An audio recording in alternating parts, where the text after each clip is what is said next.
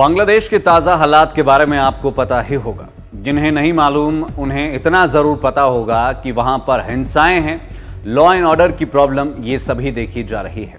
खैर, जानकारी देने से पहले आपको बता देना चाहेंगे कि पूर्व प्रधानमंत्री शेख हसीना की सरकार बांग्लादेश में गिर चुकी, या यूं कहे जनता द्वारा गिराई गई है। ऐसे में शेख हसीना और उनका परिवार बांग्लादेश से फरार है। सोशल मीडिया पर अल्पसंख्यकों यानी माइनॉरिटीज के साथ भी हिंसाओं के मामले सामने आए हैं, मगर इन सब के बीच बांग्लादेश ने भारत को कड़ा संदेश दिया है।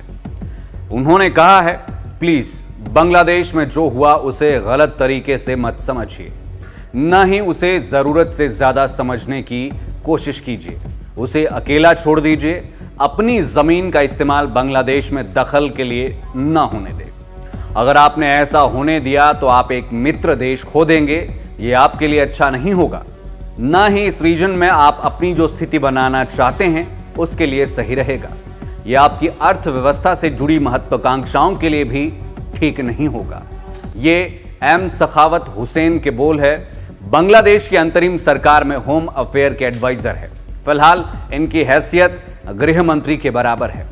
एम सखावत हुसैन सेना में रहे और ब्रिगेडियर जनरल के पद से रिटायर हुए।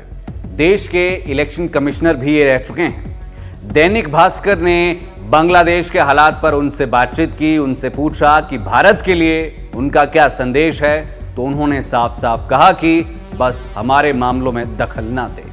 बांग्लादेश के इस रुख से पहले आपको ये बताना चाहेंगे कि भारत सरकार द्वारा स्थिति को गंभीरता से देखते हुए एक कमेटी बनाने का फैसला लिया गया, जो कमेटी भारत बांग्लादेश बॉर्डर और बांग्लादेश के ताजा हालातों पर नजर रखेगी।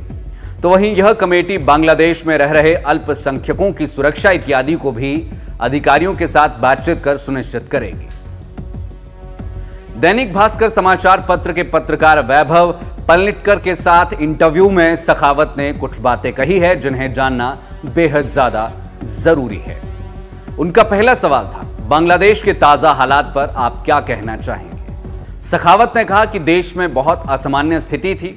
एक पार्टी थी जो बिल्कुल किसी फैसिस्ट पार्टी की तरह बिहेव कर रही थी। उन्होंने हर चीज पर कब्जा किया हुआ था। फिर वही हुआ जो इस तरह की पार्टी के खत्म होने पर होता है। देश में अराजक स्थिति बन गई थी। देश में स्टूडेंट्स ने जो क्रांति की है वो बहुत ही यूनिक है। इसमें राजनीतिक पार्टियों का कोई हाथ नहीं है। सब कुछ बहुत छोटे से शुरू हुआ था। सरकार ने इसे खत्म करने के लिए पूरी ताकत लगा दी थी। ज्यादा से ज्यादा फोर्स का इस्तेमाल किया गया। उनके पास हथियार थे। फोर्स पार्टी लाइन पर काम कर रही थी। पार्टी लाइन पर भी उनकी भर्ती हुई थी। वे सब किलर मशीन बन गए थे। निहत्थे छात्रों से निपटने के लिए उनका इस्तेमाल किया गया। इसी के चलते सरकार के खिलाफ लोगों का गुस्सा भड़का। चुनाव के बाद से ही सरकार ने पॉपुलैरिटी खो दी थी। ऐसा 2014 से लेकर अभी जनवरी 2024 में हुए इलेक्शन की वजह से हुआ। इलेक्शन कमीशन और जुडिशरी सरकार की एजेंसियों की तरह काम कर रहे थे। उनका कहना था कि यह बांग्लादेश 2.0 की शुरुआत है। पहले लोग मुश्किल से बोल पाते थे। बहुत घुटन भरा माहौल था। करप्शन था। पार्लियामेंट में काम नहीं हो रहा था और इन्हीं सब से देश का पतन होता है। उसके बाद सवाल था कि आप देश में लॉ एंड ऑर्डर के लिए जिम्मेदार है। अब तक क्या क्या कदम उठाए गए हैं। सखावत हुसैन का जवाब था कि सबसे पहले तो हमने लॉ एंड ऑर्डर सिचुएशन को बहाल किया है। पुलिस भी लोगों पर ताकत के इस्तेमाल में शामिल थी। उन्हें सोसाइटी की बेहतरी में लगाया गया है, क्योंकि आप पुलिस जैसी बड़ी फोर्स को रिप्लेस नहीं कर सकते। इसके बाद सवाल था कि माइनॉरिटी, खासतौर से हिंदू, क्रिश्चियन और बौद्ध को हिंसा में टारगेट किया गया। आपने उनकी सिक्योरिटी के लिए क्या किया। उनका जवाब था, मैंने आज ही माइनॉरिटीज ग्रुप से बात की। वे ये बात समझते हैं सिर्फ कुछ घटनाएं हैं, लेकिन कोई बड़ा इशू नहीं है। मैंने उनसे कहा है कि ये मेरा फेलियर है। मैंने उनसे माफी भी मांगी है। अगर कोई उन्हें नुकसान पहुंचाने की कोशिश करता है तो उसके खिलाफ सख्त एक्शन लिया जाएगा। बांग्लादेश में यह सवाल कभी नहीं रहा। कुछ लोग आरोप लगाते हैं, लेकिन ये याद रखना चाहिए कि ऐसी घटनाएं पर्सनल लेवल पर भी हो सकती है। पूरी सोसाइटी इस तरह की हिंसा में शामिल नहीं रहती। मैं तो ये भी कहता हूं कि मदरसों से लोग आए और घरों, मंदिरों के आसपास सुरक्षा में लगे रहे। बॉर्डर क्रॉस करने पर सखावत ने कहा कि बॉर्डर गार्ड्स ने इस बारे में उन्हें बताया है। उन्होंने कहा कि ऐसा कुछ इंसिडेंट सामने आया है और लोगों को लौटा दिया गया है। इसके अलावा ऐसी कोई घटना नहीं हुई। नॉर्दर्न एरिया में कुछ मूवमेंट है, लोगों ने बॉर्डर क्रॉस करने की कोशिश की है। बीएसएफ और बांग्लादेश गार्ड ने इसे संभाल लिया है। शेख हसीना को उन्होंने कोई भी संदेश देने से मना किया और शेख हसीना के भारत के होने बारे तथा भारत सरकार या प्रधानमंत्री नरेंद्र मोदी को संदेश देने बारे में सखावत बोले। इस बारे में उन्होंने कहा कि वो कुछ नहीं कहना चाहते। वे बड़े पॉलिटिशियन हैं, दुनिया भर में जाने जाते हैं। भारत बड़ा देश है, बड़ी ताकत बनने की कोशिश कर रहा है। उसे समझना चाहिए कि अगर वो बांग्लादेश के मसलों में ऐसे दखल देने की कोशिश करता है तो ये भारत के लिए अच्छी स्थिति नहीं होगी।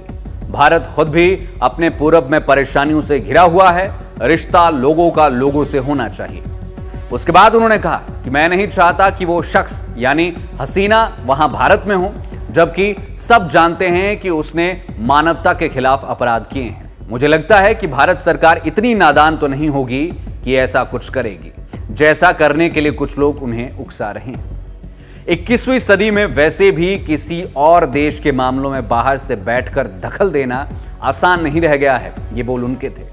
बांग्लादेश को अकेला छोड़ दे, पड़ोसी होने के नाते हम आपकी मदद चाहते हैं, लेकिन हमारे मामलों में दखल ना दे।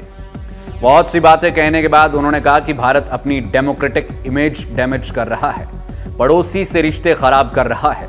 मुझे लगता है कि पहले ही भारत के पड़ोसियों से रिश्ते अच्छे नहीं हैं, ये भी भारत को नुकसान ही पहुंचाएगा। इसके बाद बांग्लादेश के मुद्दों पर सवाल जवाब हुए, मगर बातों ही बातों में सखावत भारत को बहुत कुछ कह गए।